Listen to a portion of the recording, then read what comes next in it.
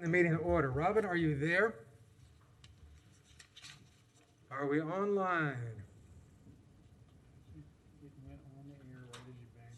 Yes, I am here. I'll defer to broadcast whether we're live. Yes, I'm getting a thumbs up from broadcast, so yes, we are live. Robin, if you would call the roll, please. Okay.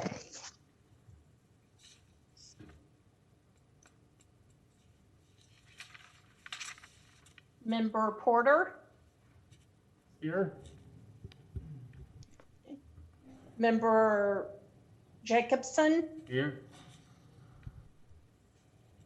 Member Lewis? Is not here. Member Sperlingwood? Is not here.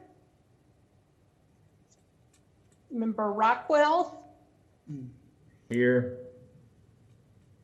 Member Davis? Here. Okay. Member Crow? Here digitally. Okay. And Member Fultz? Here. And of course, I see that Chair Wheeler is there as well. Thank you, Robin. We have a quorum. We have adoption of consent items. May I have a motion to adopt? Move to adopt consent items. May I have a second? Second. We have a motion and a second. Is there any member discussion? Yes, Mr. Foltz. Consent items includes the minutes, correct? That is correct. Okay, so I'm looking at the minutes, and I just had a question about the minutes. There were two places in the minutes where it said the motion carried by the following vote, and then it was just blank. And I didn't know if that was standard practice and I had just been missing that, or if there was that was a mistake in the minutes. Well, that was, and I'll let Robin speak to that, but we didn't have a quorum because one of our, Member Lewis had to leave. So we weren't actually able to take motions or votes at that time. So there wasn't any vote or action taken. Yes, that is correct. I will also let you know that I attended a workshop put on by the clerk's office on how to take summary minutes and record certain things in the agenda system that we use. And I tried that for the first time with our minutes. And so I will go back over them and just make sure that I didn't mess something up because that's possible. Member Foltz, do you have any further questions? Any other member comments? Member Lewis has arrived, Robin. Thank you. Thank you. Any public comment on the adoption of the consent item? Mr. Chair, there's nobody on the line over here. Thank you for asking. Thank you. And I don't see anybody in the room who wishes to speak to it. All those in favor, please say aye. Aye. Aye. All opposed, say nay. Adoption of the agenda as presented. I would entertain a motion for a modified agenda that we received back up for the operational update today after it was published. So if someone would make a motion to adopt the agenda as modified, I would appreciate it. Member Lewis moved. I'll second that. Member Porter seconded. Any discussion from members on the agenda adoption? Is there any comment in the room? Yes, Mr. Scott, do you wish to speak to this? Yes, I do. Good evening, Thank you. Mr. Chairman, Nathan Scott. With respect to the adoption of the regular agenda, there are two items on tonight's agenda, both of which do not seem to provide a point of entry for the public, for GRU customers to provide comment under the chair's actions at the last meeting, which pursuant to Section 6 of the Commission's adopted rules of procedure, Mr. Chairman, you were in violation of last time. You had me inappropriately moved from a meeting for me asking the question why GRU customers were not allowed to comment on the operational update. In this case, there's been no backup provided until today. But if you persist in that conduct, which is contrary to your own rules, and do not allow GRU customers, including myself, the opportunity to be heard tonight in contradiction to your own adopted rules of procedure, it's my intent to bring a legal action against you personally and the city of Gainesville. So please, if you feel the need to indiscriminately read a script when I intend to be recognized to speak on an issue, you are free to do so, but be put on notice there's ramifications if you continue to treat GRU customers and the public in a disrespectful manner, because this is the appropriate forum to ask questions for GRU customers related to our utility. It's the utility owned by those it serves. And if you deny us the opportunity to ask those questions, particularly me as a former state utility regulator who asks questions that you guys don't seem to have the desire to ask, or you tend to suppress that ability to ask questions, then it becomes incumbent on me to ask the city commission to remove these items from the consent agenda, pointing out the inappropriate behavior and conduct of the chairman, which reflects negatively on the UAB as a whole.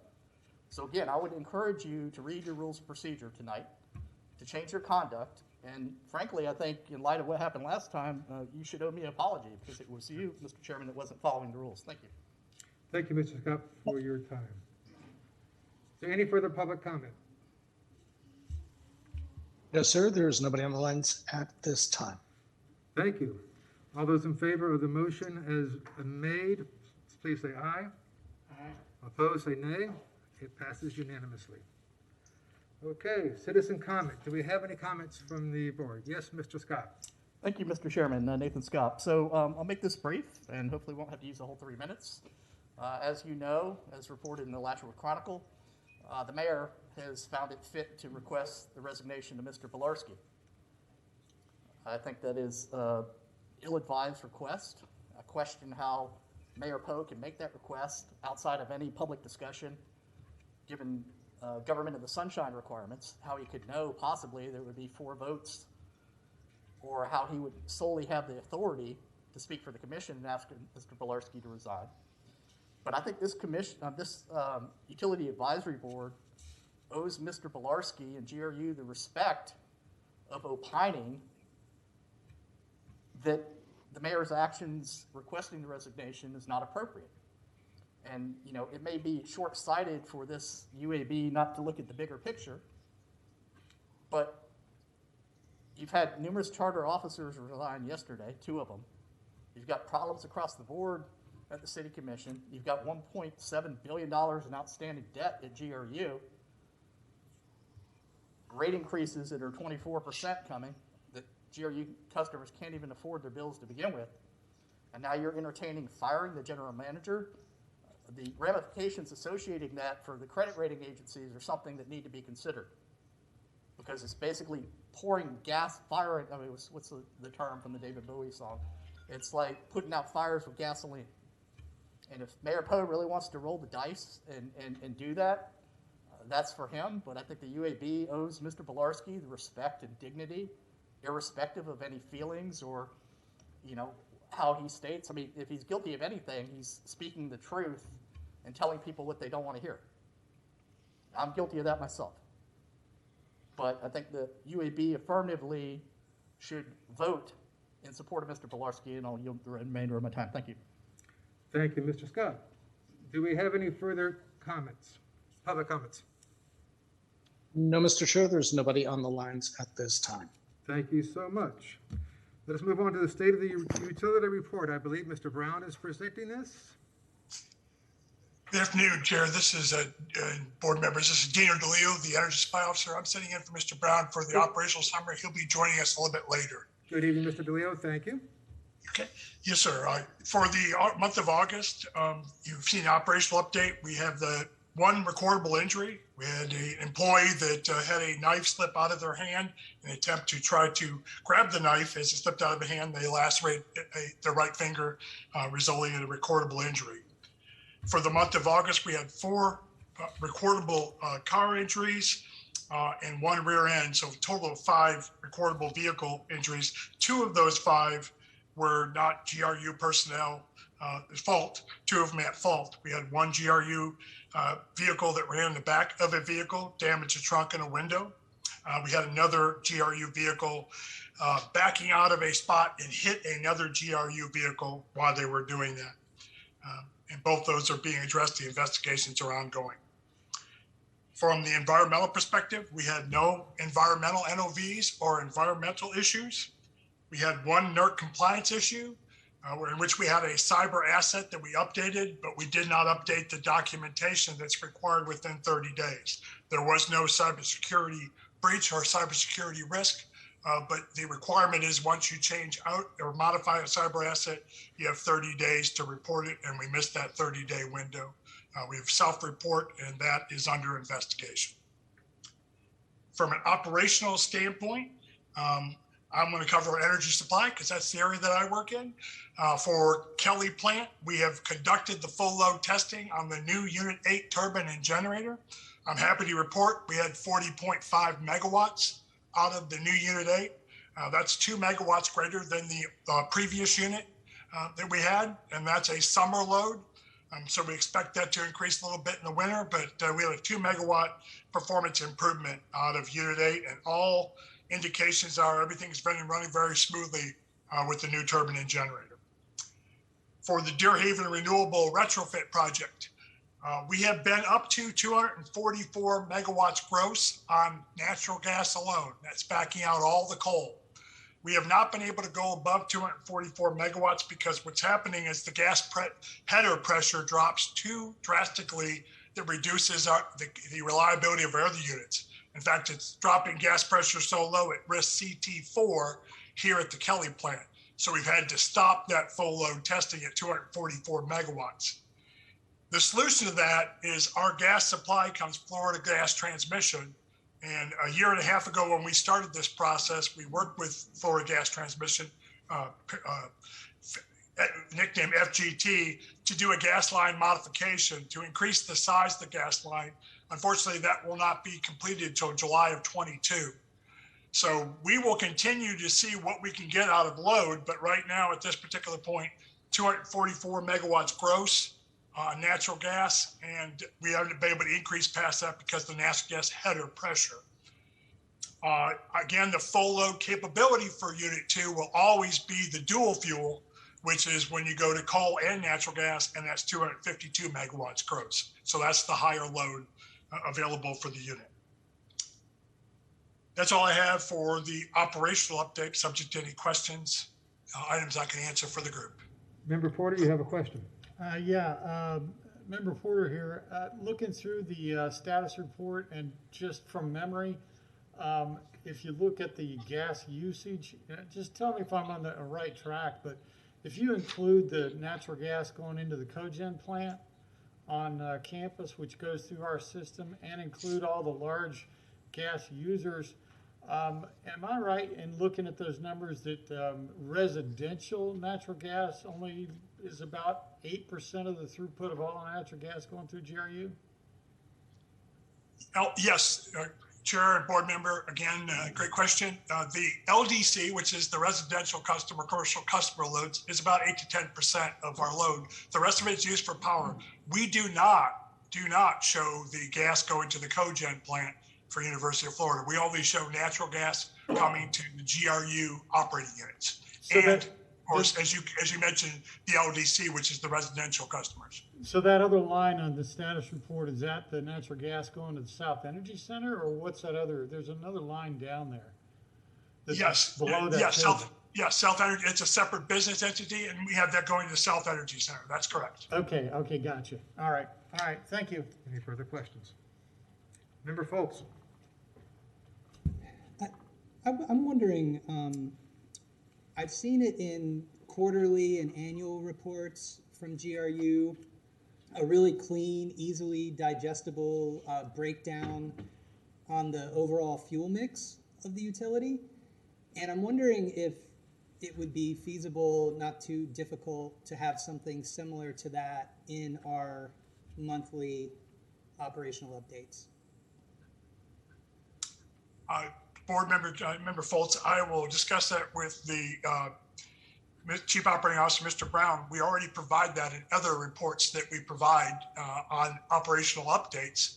But if you're asking for the operational update, it'll be for August, for example, you'll be getting what was in the rears as opposed to what's being done in September.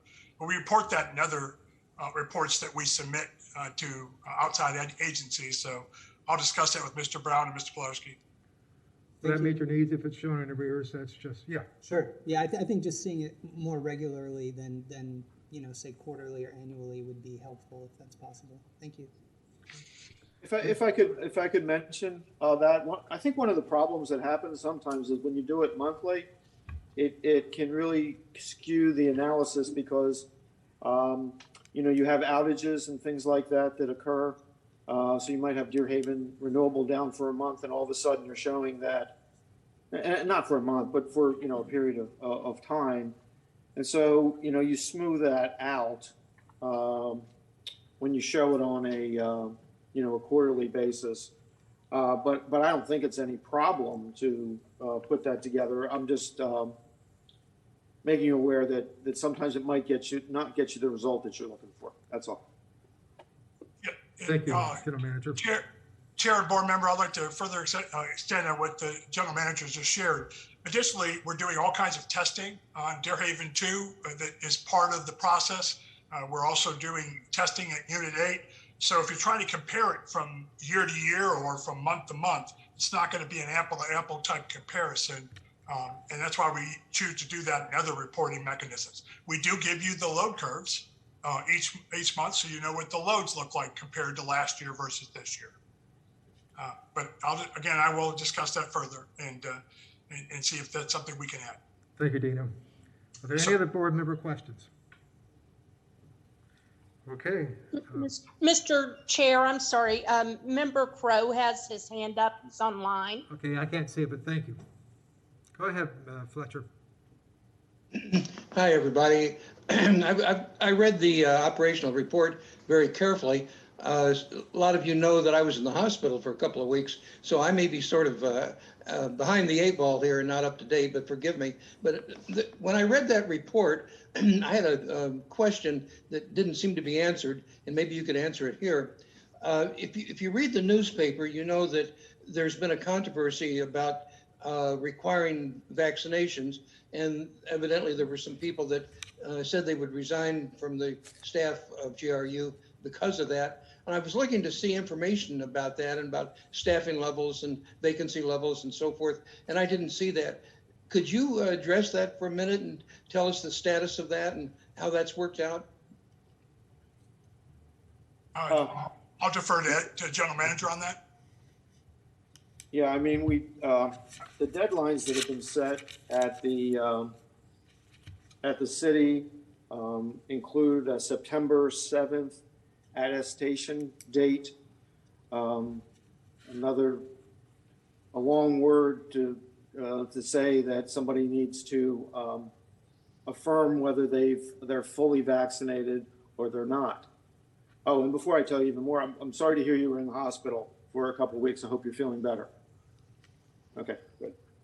And that passed, I guess, Tuesday, and we're trying to compile the information. Well, we're not. The Human Resource Department for the city is compiling that information so that we can disseminate that information out to each one of the department heads so that we can ascertain, where we think we will have some folks that might be recalcitrant in getting the vaccination.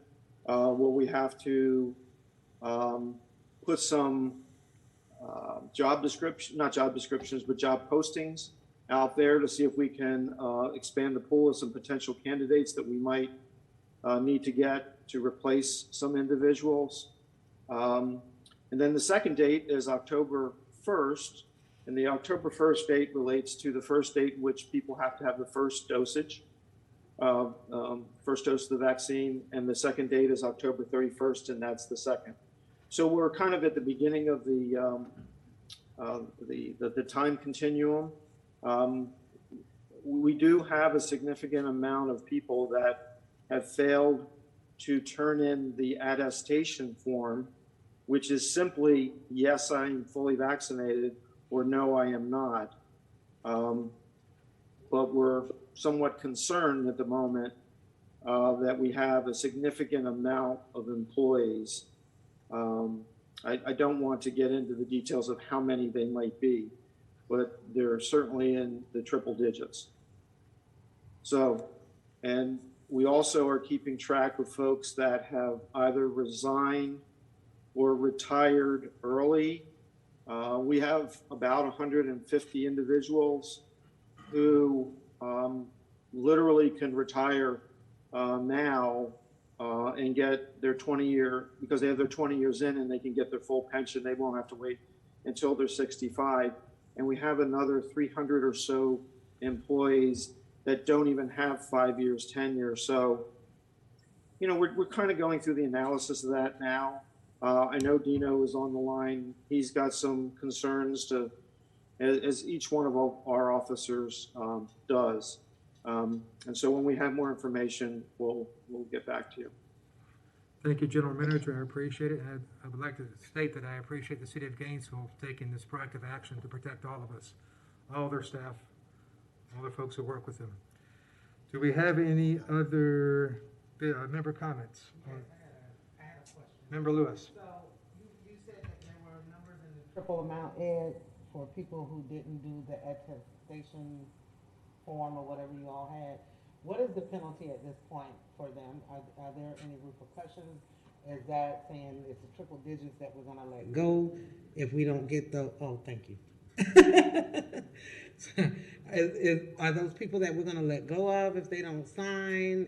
What is the penalty for that? And Well, how long we do have a they system. have? I'm sorry, did I interrupt you? No, I had a second part of that. I said, what is the penalty and how long before you guys enforce that on the people who are not signing? Well, it's something that the charters are discussing right now. We want to make sure that we have equal treatment across the city, whether it's in the attorney's office or if it's out in the field at GRU or in public works at general government. So we're trying to ascertain what we can do. There are progressive discipline rules that apply, and the general overview is failure to supply that attestation is 3 to 5 days of time off without pay. The difficulty becomes if we have too many people in any particular department that have not filled out that attestation form, we may not be able to provide services. You know, Dino has some of those particular areas, energy delivery. Water is an interesting area in that at the Murphy plant, we have some folks that are certified that do specific operations, and you might have 2 or 3 of them in a group. So what do you do if to literally have somebody certified to put the chemicals in the water, you can't suspend them for 3 to 5 days. So, you know, it's one of those situations where the devil is in the details, and we're trying to work that out. So there may possibly be in those situations some suspension of some of those disciplinary actions until it can be handled, quite frankly, as an organization. And quite frankly, we're not sure because we don't actually have the final data from HR at this point. But the next step will be to get a list from HR and talk with each one of those individuals. And there will be a script in which we'll all ask the same questions and say, did you forget? Or, you know, that type of thing. So that the ultimate goal here isn't to punish or it isn't to really impose disciplinary action. It's to get everyone vaccinated. But in that process, you know, we have rules that we have to abide by. So it's very delicate at the moment. Thank you, Ed. Thank you, General Manager. Are there any other member questions or comments? Mr. Rocco. Okay, I just want to follow up on this subject, hopefully briefly. What, if any, actions is GRU taking to educate and encourage employees to to get vaccinated and the safety of vaccinations as opposed to the heavy-handed approach that seems to be unfolding? Well, I think that a couple weeks ago, we actually brought in folks from University of Florida Shands Medical Center who spoke to employees on a webcast about the really ugly consequences of not getting vaccinations. Dr. Lizardo, who is fairly world-renowned in this effort, as well as other epidemiologists, were on that call. I think it was, I can't remember if it was for an hour or how long it was, but they took questions from our employees. It was shared across the city. It was a joint effort. I know that each one of my officers has taken great efforts in trying to combat the misinformation and the lack of education associated with the vaccinations. I mean, I have to salute Dino DeLeo. I mean, he has, he has some connections at North Florida. So he's well aware of what's happening over there on a daily basis. David Warren himself knows CEO Larson at North Florida Medical. Mr. Larson has said and made himself available to the GRU folks. If there's anything you need, versus, some Dr. Lizardo talking about the medical side of this. Larson can talk about the anecdotal, real life walking the units, seeing people that are young and old gasping for breath and trying to,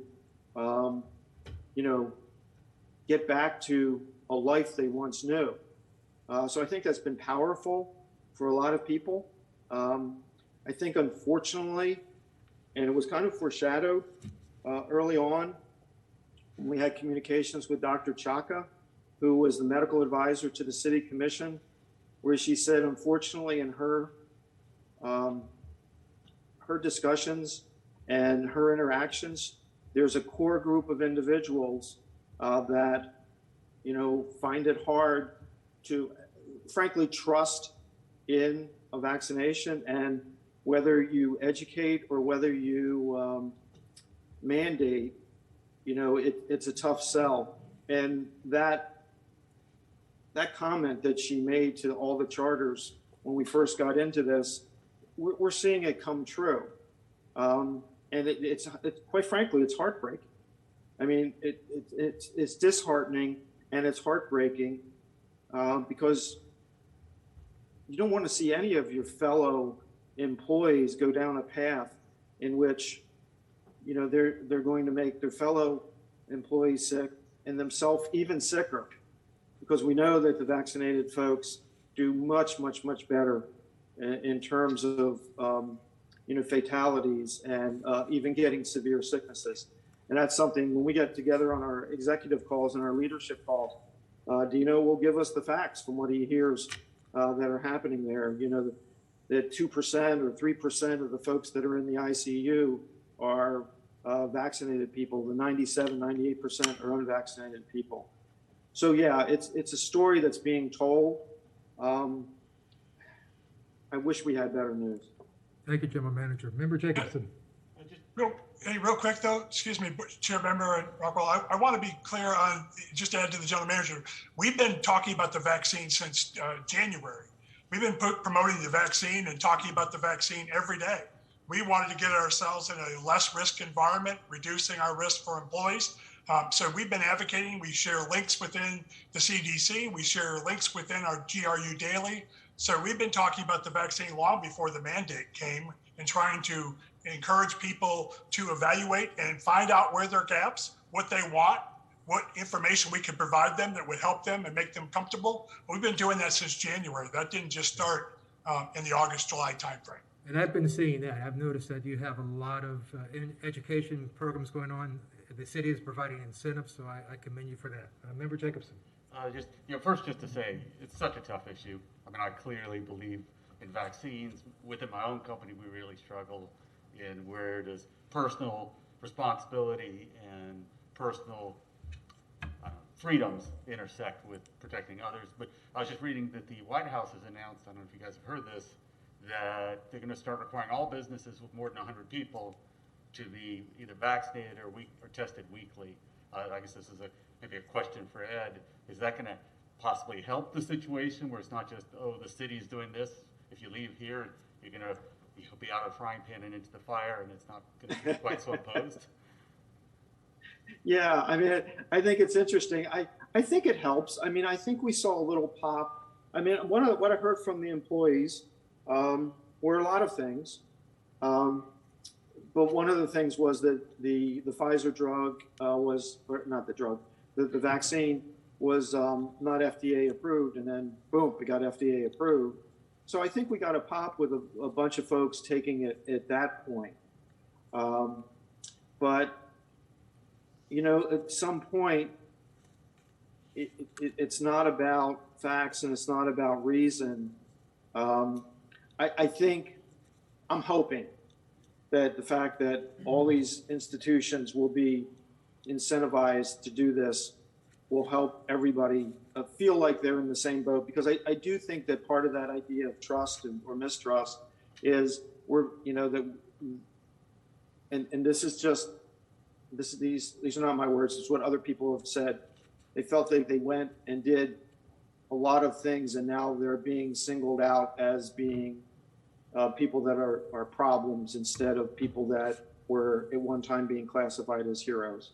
And we know that's not the case, but we have to deal with people's feelings, and we have to deal with those kind of things. So yes, I'm hoping that it gets better. But unfortunately, I mean, I can tell you that it looks like we're somewhere around 50% of our populace that's vaccinated.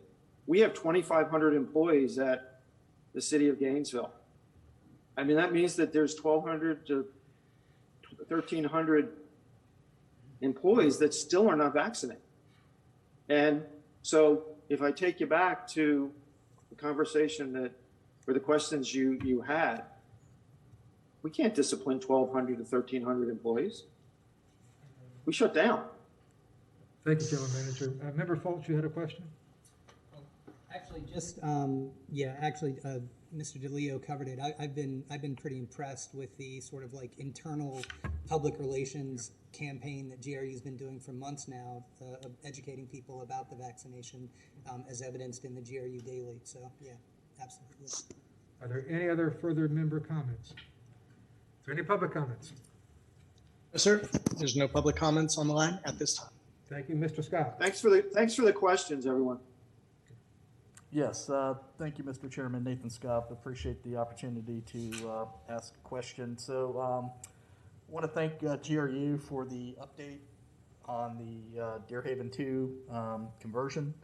I think that that's provided more useful information. I did have a question relating to the end of the narrative. They experienced some binding on the main gas valve. They tore it out, disassembled, inspected, bearing was binding, and apparently that repairs of the valve are in progress. So first question through the chair are we to assume that they're not doing testing as a result of that valve now being removed until it's repaired and replaced? I mean, I think they've made some good progress on testing, as noted, but the main gas valve has been taken out, so I don't know whether it's been blanked off. And also, if they could comment on the size of that valve, whether it's a 24-inch valve or smaller or bigger, that'd be interesting to know. Thank you. Ms. Bennett, would you like to comment? No, I was just going to remind the chair that this is a public comment, not a question and answer session. So if there's a member of the Utility Advisory Board who would like that answer, then that's certainly something that perhaps Mr. Bolarski can answer, but otherwise it's just public comment. All right, thank you.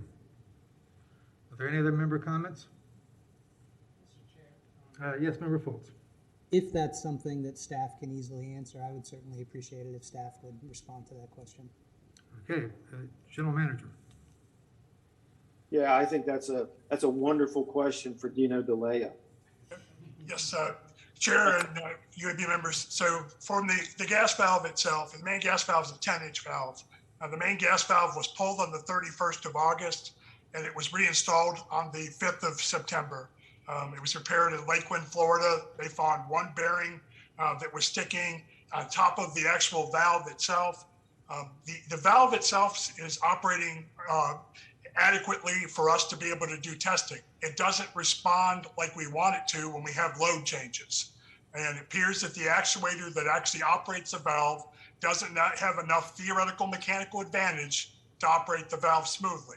The valve has no integrity issues. It has a sluggishness to it when load changes. And we are working with the original equipment manufacturer, which is for us B&W.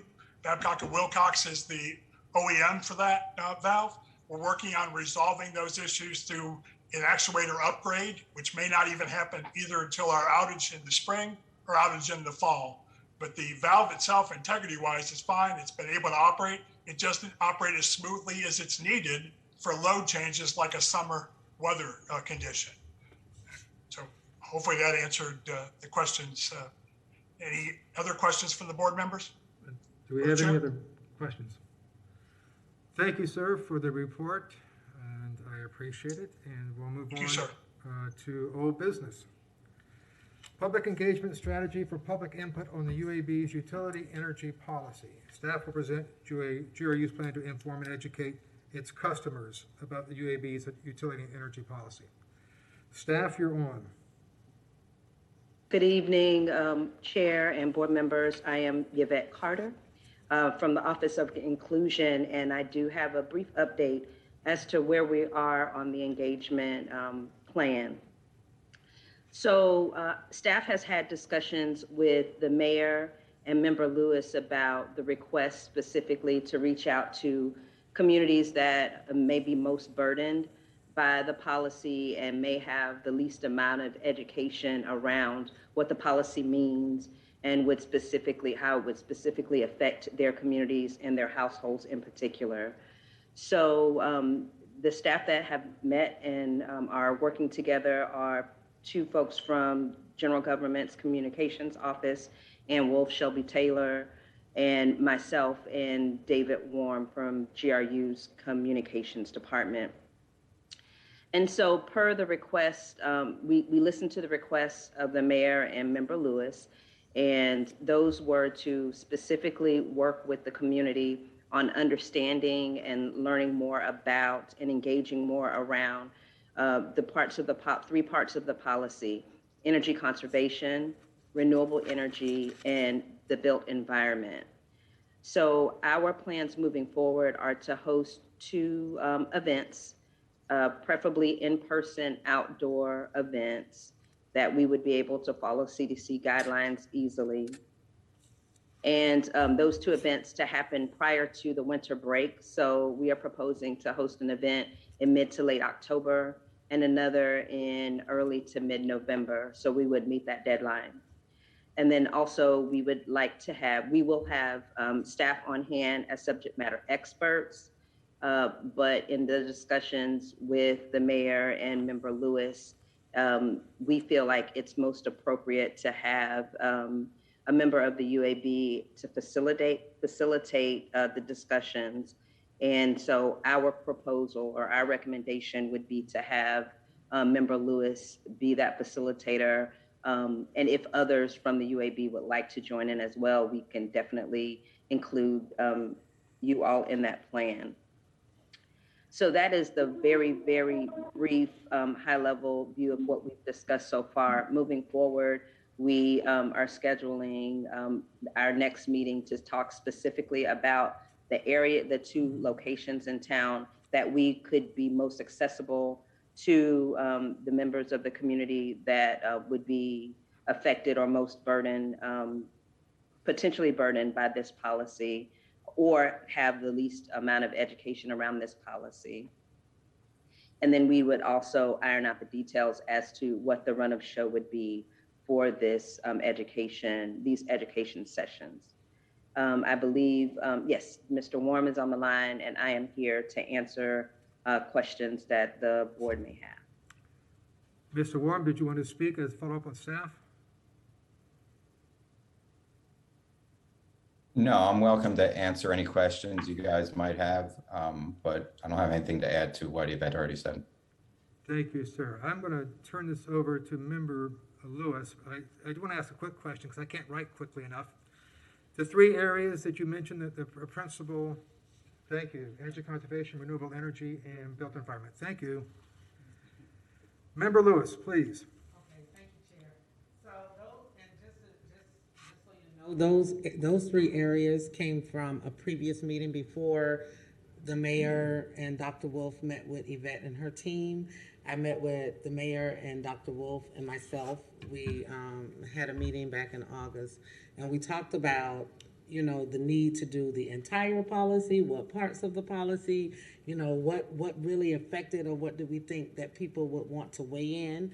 And I started, you know, asking just a couple of questions from people that are close to me that I've been kind of talking to about doing the engagement around the policy.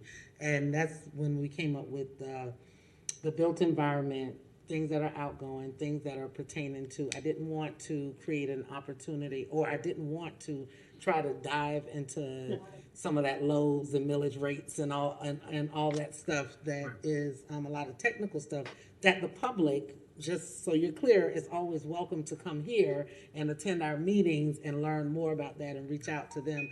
But I didn't want to use this as an opportunity to try to cover that heavy subject matter, just those things that were coming up, like the goal to be to 100% renewable and those things, and getting people educated on electrical vehicles and things, conversations that we don't hear a lot in different communities. And so I did have an opportunity before Yvette came up with this plan, and I just really appreciate her because, like, I talked to her very briefly, and she said, well, let me come up with something, and you tell me if I'm right. And when she came back, I was like, okay, so she's listening. And so we just wanted to do that. We want to take this opportunity, do our due diligence, and educating the community, reaching out to those who can't. And I told Mayor Poe and Dr. Wolf, this could be people say they don't even care, and they don't want to, but we would have done what the community is asking for at this point. And what I think is our due diligence and just presenting it to them so that we can get their input where otherwise we wouldn't have that. So I appreciate her team and Yvette, just to kind of go on what you were saying, to if you guys are identifying the different communities or the different sides of town, because it's not just in East Gainesville that's underserved. There's several pockets of communities in the city. And so Yvette was really thoughtful in considering we need to move past just East Gainesville and make sure that we create an opportunity for everybody. So I appreciate that. And then the other part of that is I'm going to be looking at the energy policy itself, and I'm going to start helping you and just kind of do a little bit of the legwork so we can start to pull out what we're going to be educated on, and then what we think is the best way to get that message out. I also have some ideas for how to make it interactive, so it's just not a boring speech that we're kind of giving to everybody, but I really want them to get involved and really understand this. So thank you so much, Yvette and your team. I look forward to working with you and David going forward so that we can make these some really, really engaging events. I appreciate that. Thank you. Thank you, Member Lewis. Member Jacobson, you have a question? First, I just want to thank Carlin, Yvette, and David and the team for spending the time on this, because this is so important. So, much of the time it feels like it's a one-way, and it sounds like you guys have some good stuff. I guess my question is, how do you stop this from being a place for people to come and complain about GRU? and about rates and just, yes, we saw the answers to the survey, just get the anger. So Yvette and I in conversations, we had a lot of those conversations, and she and I talked about it since her employment and my affiliation with the UAB. Trust me, everywhere I go, I get a UAB, a GRU speech, and Yvette was talking about the same thing. And the short answer is we don't try to avoid that. This is our opportunity to really talk to people about that and what they can do in the interim while we're trying to figure out, and why the city commission is playing with the rate structure and all those things and raising rates and everything, what they can do to continue to make themselves healthy past the complaining part. Some things that they can actually put into action, making sure that they're connected with services, make sure that they're aware. And I even, since my education with Community Weatherization Coalition, I offer to do private audits outside of what they do. I get up with Elaine and get the product package, and I'm willing to do that for people so that they can lower their utility bills and that type of thing. So those will be some things that I'm offering. I expect people are going to be asking our staff, and it's about the structure that we have. And I just say take some minutes and allow space for that so that it doesn't interrupt the rest of the education process. And I think our communities just really want to be heard, and they want to know that it matters, even though, those of us that are sitting behind the desk can say, all they have to do is do this, and we know it's a culture problem, and it's this problem, it's that problem. To them, it's just a problem. And I think if we allow them that space to get to that and genuinely want to hear what they have to say, and then have something, and I'm connected to services, have something that they can talk to, have Mr. Shepherd that they can refer to see if they can apply for LEAP and other things that they may have problems, make sure they don't have problems with the application process for those. And then just try to help people navigate that way. But I say make space for it, and I will definitely, that'll be included in the whole process. We want to hear from them, and we want to know who's problematic, and we're going to give them an avenue to follow up. And I always do this, Barry, and I can tell you it's the follow-up that they very seldom do. So when I'm done with the education piece and I say, come to me, let's try to fix it, let me go to your house, let me do the audit, let me do that, they typically don't do that piece. But I'm still going to offer it. We're going to make it available, but we're going to make sure that we make space for them to do just that, complain if they want to, because it's their bills. Sounds like a wise approach. Do we have any other member questions or comments? Jason? Yeah, so I also think this sounds great and appreciate all your work on this, and just wanted to offer if there's anything I can do personally to be of support, I would be more than happy to.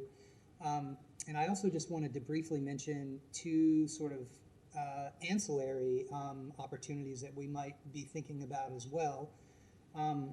The NAACP Environmental Justice Committee is organizing a forum, a community forum on September 25th from 9 in the morning until 1 in the afternoon via Zoom, focused on the themes of equity, clean energy, weatherization, and food systems. So it sounds right up our alley and sounds like something that we would get some really valuable insights from being involved with.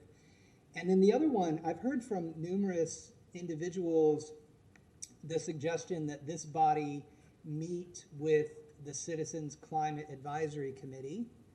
And I wanted to just check in and see if that's been discussed here that I didn't know about, and if not, if we could, I got some suggestions on how we might move forward with that as well, if that's of interest to the... If I may address that second part of the question, there has been some discussion of the chair participating in the, and it's probably my shortcoming that I haven't followed up on that I really should be getting more involved. So now, while I'm on the spot in a public meeting with Robin listening, Robin, could you make some sort of, I don't know if I should reach out or if it should come through administrative staff, that I would like to participate in their meetings or some other similar, whatever they would like for me to do or not do. Sure, I'll be happy to reach out, and if it's nothing else but to find out how to connect the two of you, and I will let you all know. I would appreciate that. Thank you. And Robin, Sure. You're probably already aware of this, Robin, but the folks that I was told to reach out to for this would be Heather Langford or Stacy Greco, just if that helps you get a head start on that. Yes, I work closely with them on the agenda for the other board, the Water and Climate Policy Board. So I will be happy to reach out. And while I'm speaking, I'll just let you know that Member Crow has his hand up. Thank you. It's really hard to, I mean, we cannot even see it here, so I appreciate you saying that. Member Crow. Hi, I certainly have heard this last discussion for the last 10 or 15 minutes about public meetings and so forth. But let me ask a question. Are we talking also about the energy policy survey that was sent out to all the UAB members before the meeting, the quantitative assessment? Is that on the docket right now? If I may, Member Lewis, you want to take that? Oh, no. Okay. I was just gonna say that's not what we're discussing at all. Right. We're moving on to public meetings on the policy plan. So Oh, this okay. is the next step. This is taking the next step to get more public participation into the policy plan. Okay, I wanted to comment on the quantitative assessment document. Are we going to be talking about that now or later? I don't think that that's on the agenda to discuss. We're discussing the Okay. public plans.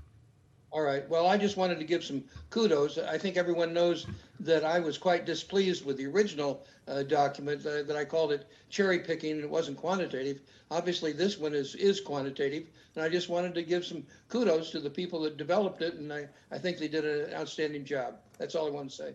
Thank you, Member Crowe. I appreciate that. Do we have any other member comments on this? I too will offer my assistance and participation in any way that I can as chair.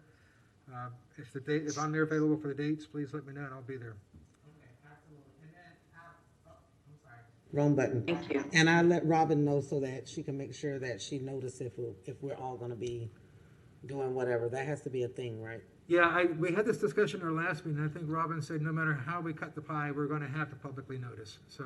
Okay, all right, sound good. So that way we can have multiple members. Gotcha. There's no further member comments. Do we have any public comments? We have Nathan Scott. Please speak up. Mr. Yes, Scott. good evening, Mr. Chairman, Nathan Scott. First and foremost, I want to thank Member Foltz for extending the courtesy of getting the question answered. I greatly appreciate that, and I think it facilitates having a constructive dialogue that is often been missing from recent UAB meetings, so I do appreciate that. With respect to the item, I do think that it was a comprehensive survey that was performed. I think if we drill down into the results, it may not be what the UAB and the City Commission wants to hear. Because you ask a question, are people in favor of renewable energy or solar? I think the answer is yes, and then you drill down and start quantifying the financial impacts in relation to the current environment, and then you see strong polarization against further increasing GRU rates, which many would already claim are unaffordable.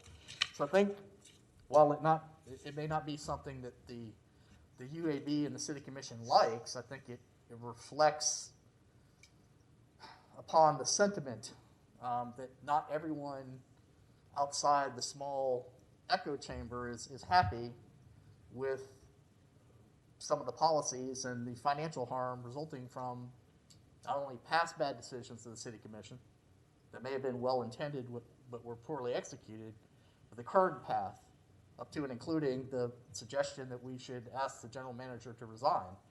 And that has its own set of credit rating implications that I don't think are being considered.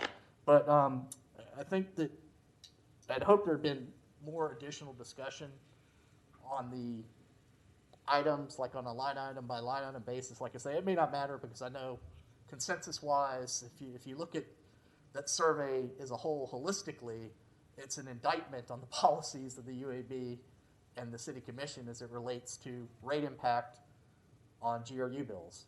So I think it's important to put things in perspective and appropriately balance, moving forward with renewable energy goals, but, just because you have an ambitious goal doesn't mean that it shouldn't be aspirational and shouldn't be subject to affordability constraints. And I think that's what's missing from the equation. And, renewables are great. I'm a big proponent of renewable energy. But when you lose track of the economics bad things happen. And the feed-in tariff's a prime example. You had 9 megawatts of subscription with 4 megawatts to give. And I remember to this day, 2011, I sat down with Ed Reagan at the time. He's like, oh, that's a great thing, right? And I said, no. He's like, what do you mean? I said, it tells me you're overpaying for solar. You should have a Dutch auction to match supply with demand and get a better price for GRU customer. You can even put more capacity in. Thank you. Thank you, Mr. Scott. Do we have any public comments from Zoom? Mr. Chair, there is no one on the line at this time. Thank you so Mr. Chair, much. may I missed my member comment section there. May we Sure, go back? ahead. Yeah, you have a question. Just a quick question for Robin to ask the water folks to explore, and that is inspection of grease traps. Good. Yeah, we haven't got the member comments yet, but you mean this is on a different agenda item? Oh, okay. I thought we were already No, going no. past member comments. No, we Okay, have I not yet. understand. You're a step ahead of me here, Don. Okay, I got it. We're on to new business now. I don't have any new business on the agenda, so we're just going to keep going right past that. On to now member comment. There you go. Grease traps. Grease traps. I'm familiar with the fact that they have to be inspected every month by a plumber. That inspection is reported to GRU.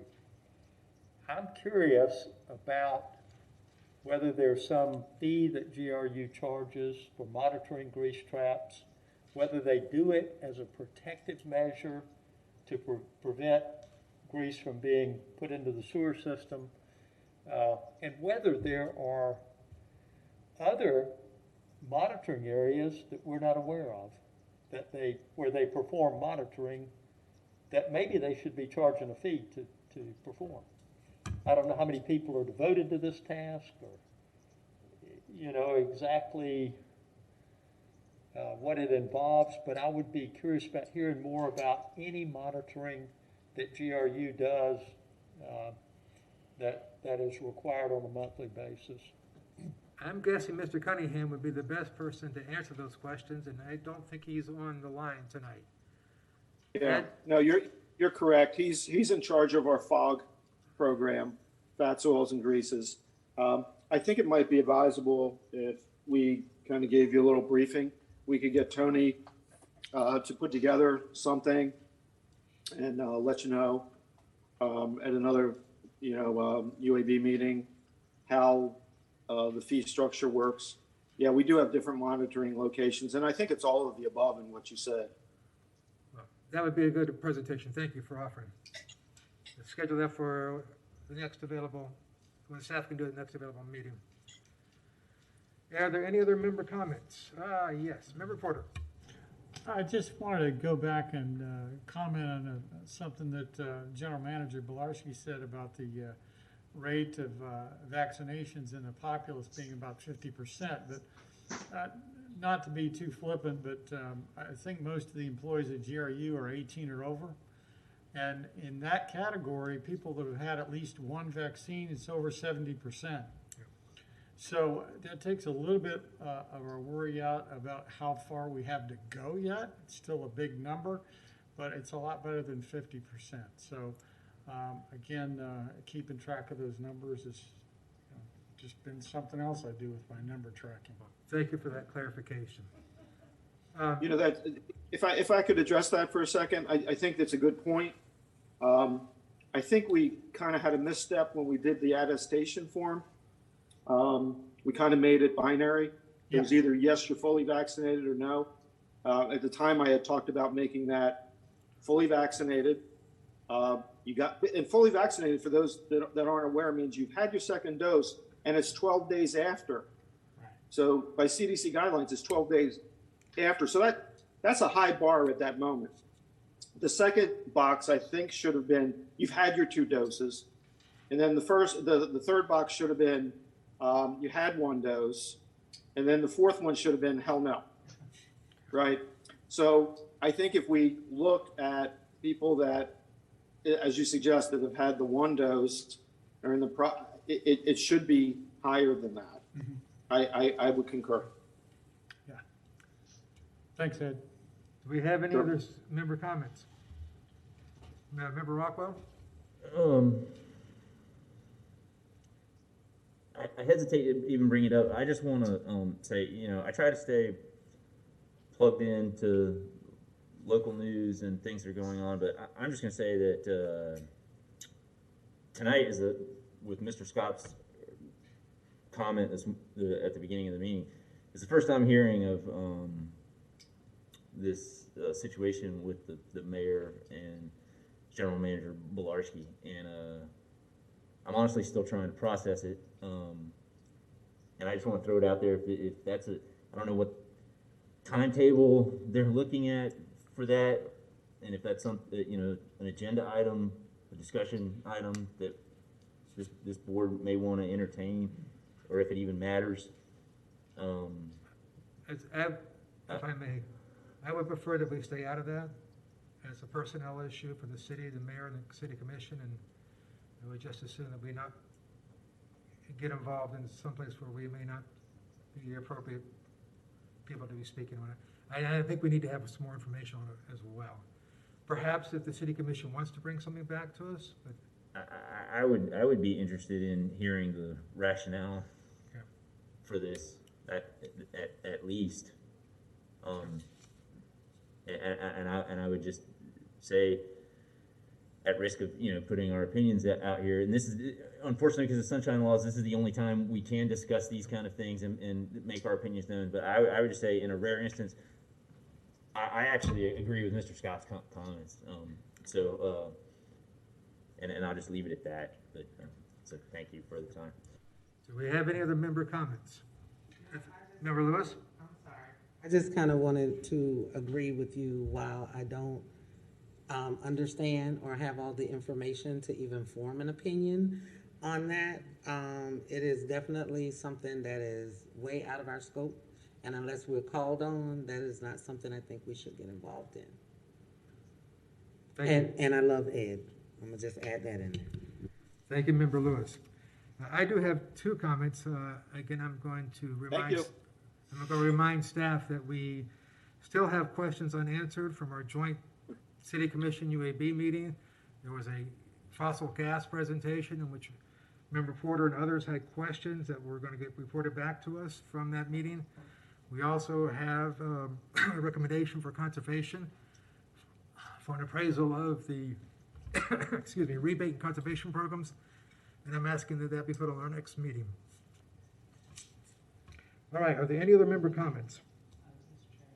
Member Foltz. Okay, could I? Okay. Go ahead, Member Foltz. So I had two things, quick things, I think, I hope, that I'd like to propose to the UAB tonight for us to consider. I think minor changes to how we do business.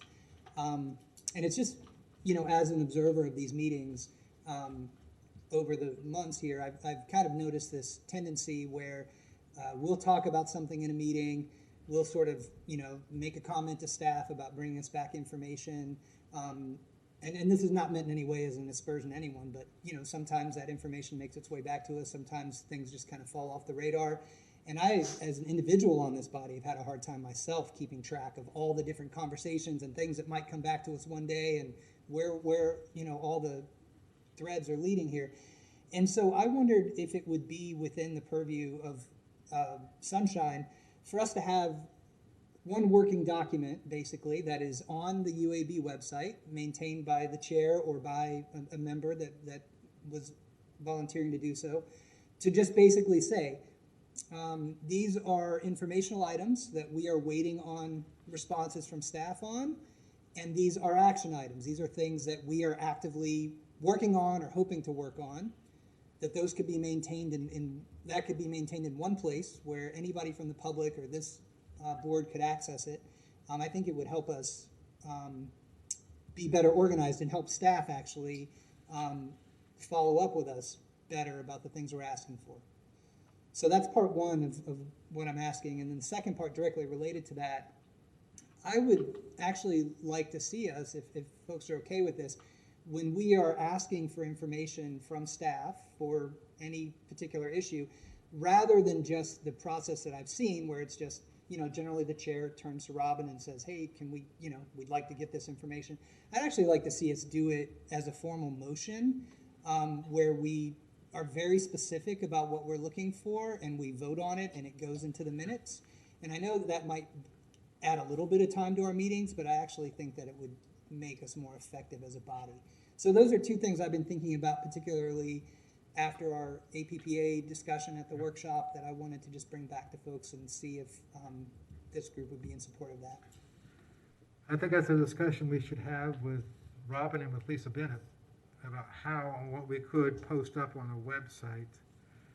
We try and stay on top of the informational items by bringing them up again and again at the meetings, but maybe having a website. I like your idea of more formality.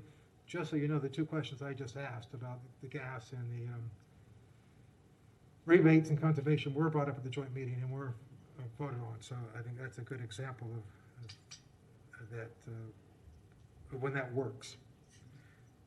And I have my hand up there. Hold on for a minute. So if we could just do that at future meetings, maybe if someone brings up an idea and say, hey, I'd like to make a motion so that this is memorialized, and sure. Mr. General Manager, you have a question? Yeah, kind of so that I understand better as well as so I can communicate back to you in the appropriate way. When you mentioned about bringing, the gas rebate as well as some of the other rebates back at the next meeting, I mean, that may or may not be feasible. I think it's important to understand that when you talk about those items, everything that we do goes through quality assurance, and we hit all the departments in which there need to be input.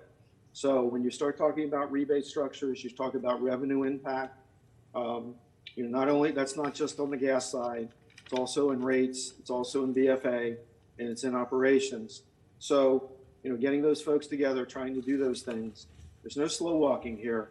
It's simply trying to make sure that we have everything together. And I'm particularly concerned at times because I didn't think the presentation we delivered originally it went through the right Q&A as well, and hence there were questions. And that doesn't do you any good as an organization, and it doesn't do us any good as an organization. So sometimes we're not going to decide on a rebate conservation program in a period of a month or a couple of months. It also has to fit through in our budget process at the same time.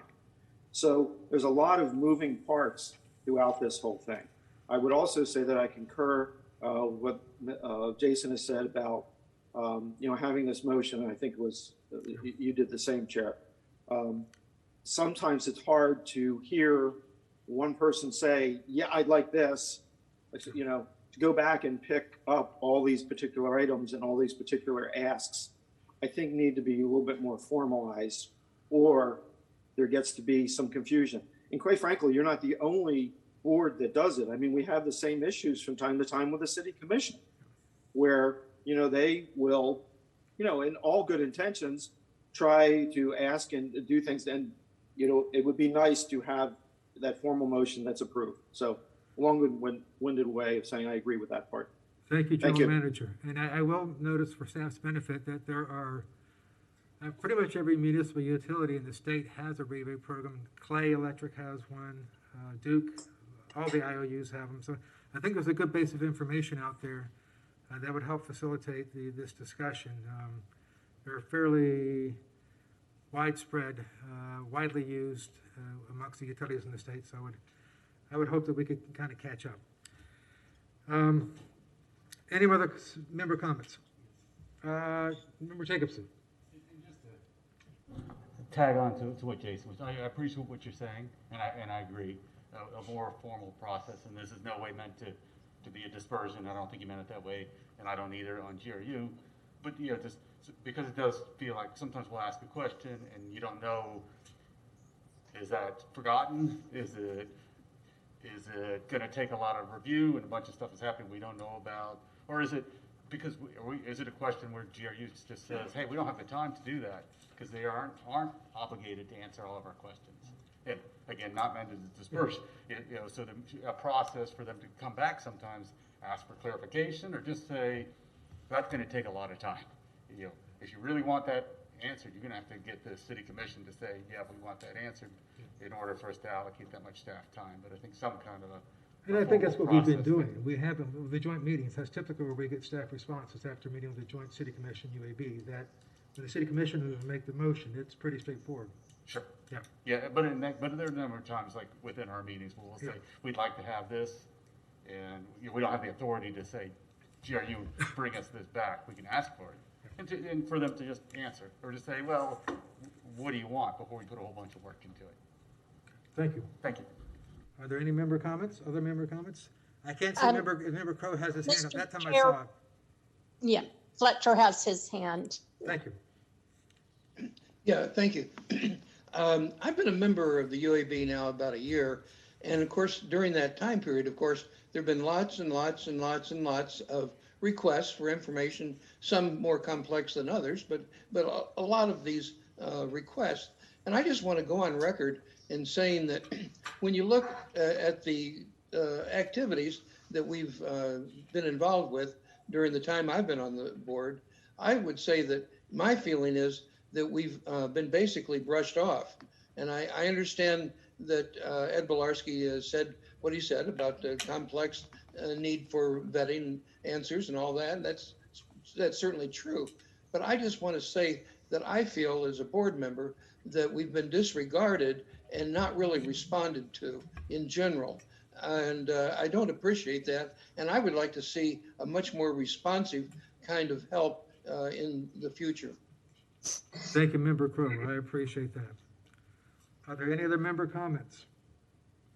Okay, hearing none, seeing none, we move to the citizen comment period, general citizen comment. We have Mr. Scott wishing to speak. Yes, thank you, Mr. Chair, Nathan Scott. So first and foremost, I want to commend Mr. Rockwell for his comments. The article in question is on the Alachua Chronicle. It's very detailed. I was shocked by it. I'm saddened by it because I think there are important credit rating ramifications that will ensue to the detriment and financial harm of the utility as well as its customers. So we need to put politics aside, and certainly I commend Member Rockwell for speaking out. And that's the other thing I want to mention, because at the last meeting, I think Member Crowe tried to ask to comment in the beginning of the meeting on something that was said, and he was shut down by the chair. And make no mistake, you guys are all appointed to the UAB. You're all equal. You all can raise your hand at any time and be recognized and say what you need to say. You're not constrained by the chair suppressing your individual voice. So if you feel it's necessary, by all means speak out, because this board exists to advise the city commission. And if advising the city commission on a harebrained decision to ask the general manager to resign is not within your purview, then yeah, politics is being played. And it's not something that you guys should be staying out of. It's something that you should join others in the community, including myself, that have the best interest of our utility at heart, to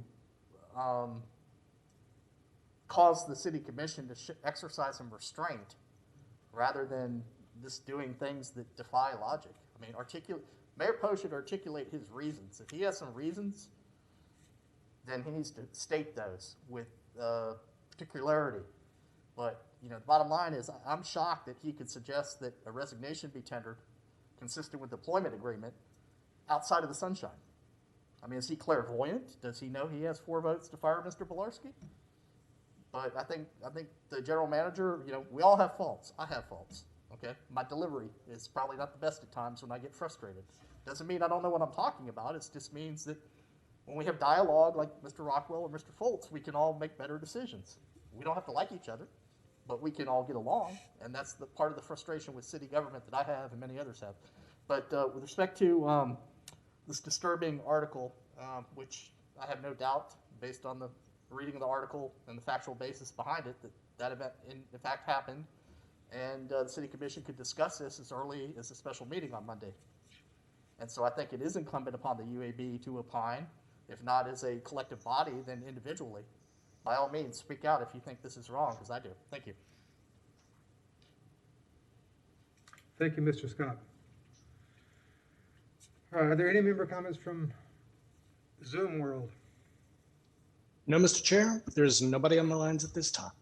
Okay. One thing I failed to mention in the member comment is that our workshop, it was suggested that I send some sort of communication to the city commission following our meetings, because they don't always get our minutes before they meet. I don't, we have this one item tonight, and it's fairly straightforward, and the mayor's office is already working with Member Lewis. I think in this case, with the board's permission, I won't send a report because there's not much to report that they don't already know about. Yes, and that our next meeting date is the next item. We have a workshop scheduled for 9/24.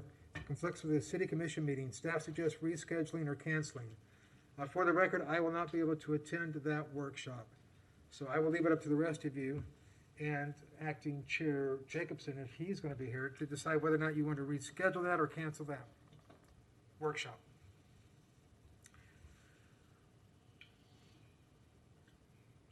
My suggestion would be, since it conflicts, to cancel it for this month, unless some people feel strongly otherwise. So Member Jacobson suggesting canceling. Are there any other member comments? I'm kind of leaning that way too, but I didn't want to say so because I'm not going to be here. So is the board okay with canceling that workshop? Board members, are there any objections to that? Member Crow, I can't see your hand, so I don't know if you have any. You're muted. Fletcher, you're muted. Sorry about that. I have a question. We originally were scheduled to talk about the APPA conference down in Orlando. Has that been dealt with, or is that still an item that we still need to discuss? We had that at our last workshop. We had Jason discuss his comments, but he did not want to speak for you, and we agreed with him that you should have your own opportunity to present and speak. So at our next workshop, we'd like to have you do that.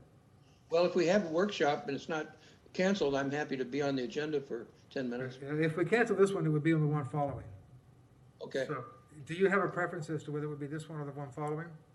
No, as long as I stay out of the hospital, we're okay. Well, we're hoping that you do that. Thank you. But I'm not feeling a strong vibe one way or the other. I've had a few folks say they'd like to cancel, so if that's okay with the board, I'm just going to go ahead and cancel the September 24th workshop. So that our next meeting after that's going to be the second Tuesday in October, and I don't have that here in front of me, but this 12th if it's the second Tuesday. Robin, do you have that date readily available?